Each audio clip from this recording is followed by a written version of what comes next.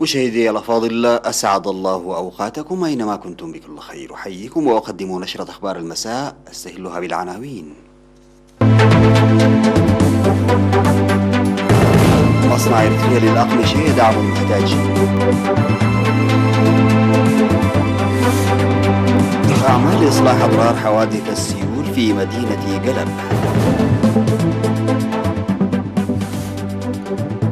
مديرية حلحل تشهد أنشطة نفير فعالة لحفظ المياه والتربة.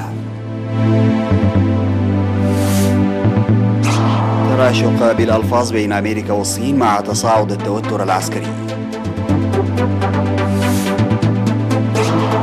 اليونان تصادق على اتفاق ترسيم الحدود البحرية مع مصر. ومحادثات السلام مع طالبان تبدأ في سبتمبر.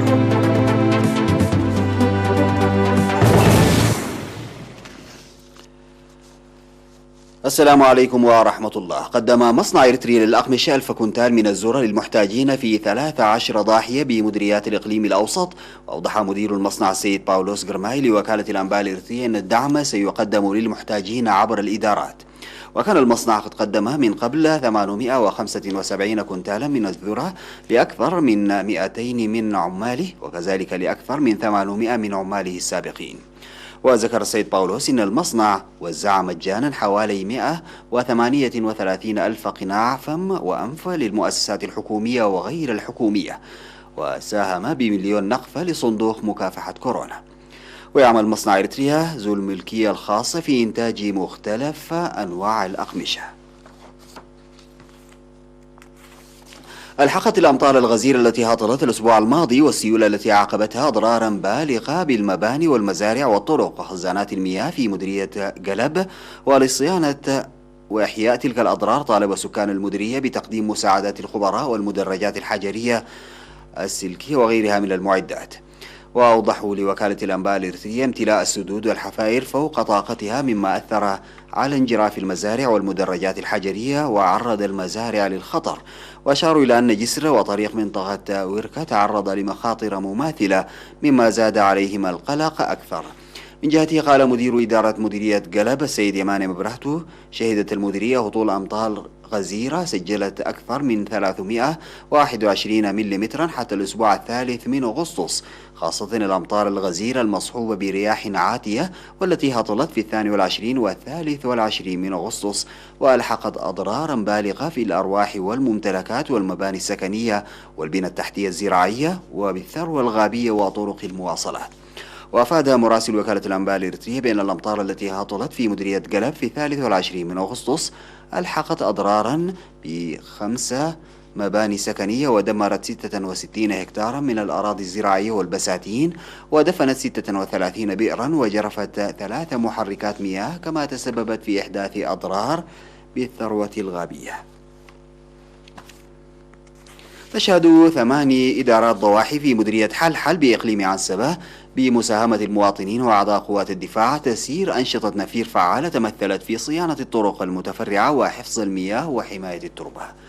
وبموجب المعلومات الواردة من مكتب الزراعة في المديرية تم حتى الآن غرس 114 ألف شتلة، منها 16 ألف شتلة في ضاحية حلحل و30 في ماي أوالد ولا سيما ضاحية ملبسو، و20 ألف في ضاحية رهي و18 ألف في ضاحيتي قرصت وإن راكوبت. وفيما يتعلق بأنشطة حفظ المياه وحماية التربة أنجز حتى الآن 110 من الحواجز المائية، فيما تم صيانة طريق جرفته السيول بطول 25 كيلومترا يربط بين منطقة سانغا في مديرية حمل مالو وحتى منطقة غربت في مديرية حلحل. وأوضح المشاركون في الآراء التي أدلوا بها أن عملية غرس الشتول تسير جيدا، لكنهم ناشدوا اتخاذ قرارات صارمة لمخالفي لوائح وقوانين سلطة الغابات والحياة البرية، داعين في الوقت ذاته لتوفير الطاقة البديلة. في الختام أشار مدير حلحل السيد إسماعيل محمد عمر إلى استمرارية أنشطة نفير التشجير الجارية على المستوى الأهلي إلى المناطق الأخرى.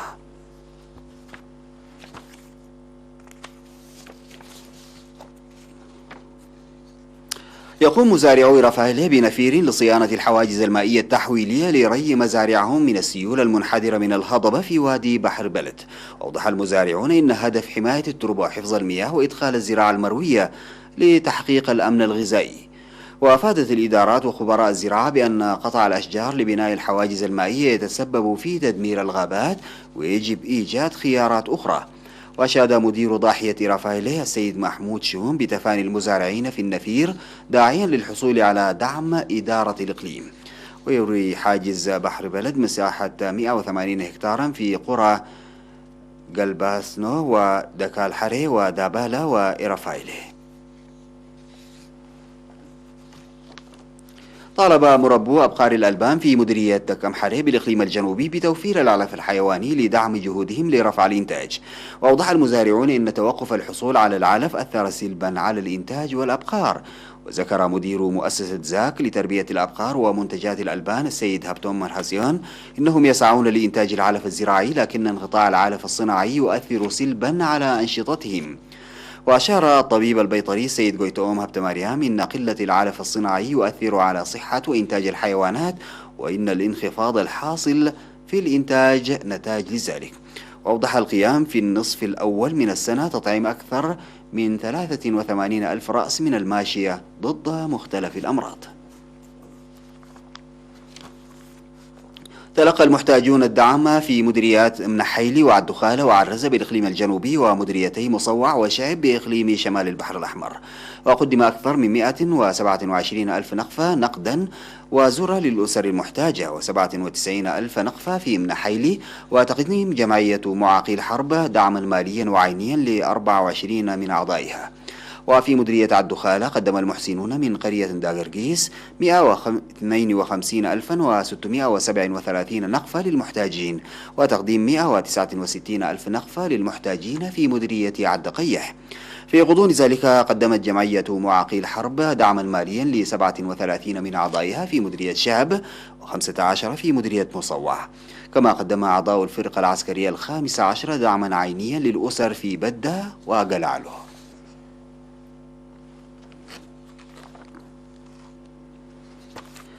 بعد الفاصل سادتي نعود بالأخبار الخارجية.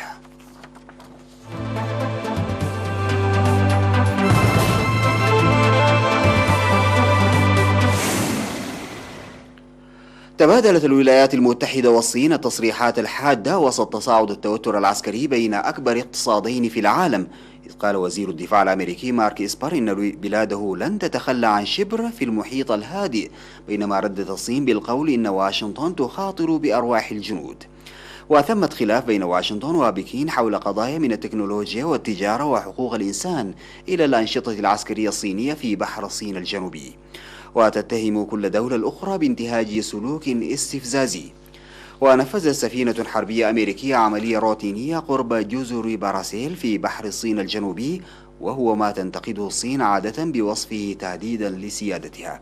وعبرت وزارة الدفاع الأمريكية البنتاغون عن قلقها من التدريبات العسكرية التي أجرتها الصين مؤخرا، والتي شملت إطلاق صواريخ في بحر الصين الجنوبي. صادق البرلمان اليوناني على اتفاق ثنائي بشأن ترسيم حدود المناطق البحرية بين اليونان ومصر في شرقي البحر المتوسط، وهو اتفاق أغضب تركيا وسط تصاعد التوترات بين أنقرة وأثينا. وصوت 178 نائبا يونانيا من أصل 300 لصالح الاتفاق. وتعتبر هذه الاتفاقية ردا على الاتفاقية التركية الليبية الموقعة في نهاية عام 2019، والتي تسمح لتركيا بالوصول إلى منطقة كبيرة في شرق البحر المتوسط، حيث تم اكتشاف احتياطات كبيرة من الغاز في السنوات الأخيرة. ويأتي التصديق عليها في خضم أزمة في العلاقات اليونانية التركية حول شرق البحر المتوسط، حيث يتنازع البلدان المتجاوران وكلاهما عضو في حلف شمال الأطلسي على مناطق بحرية غنية بالغاز والنفط. ورحب مساء رئيس الوزراء كيرياكوس ميتسوتاكيس بالاتفاقيتين، معتبرا أنهما ستشكلان علامتين في تاريخ البلاد. في المقابل أعلنت البحرية التركية عزمها إجراء تدريبات تتضمن إطلاق النار في شرق البحر المتوسط في أول يومين من شهر سبتمبر المقبل، وذلك في أحدث حلقة في سلسلة من التدريبات العسكرية التي أجدت التوتر مع اليونان.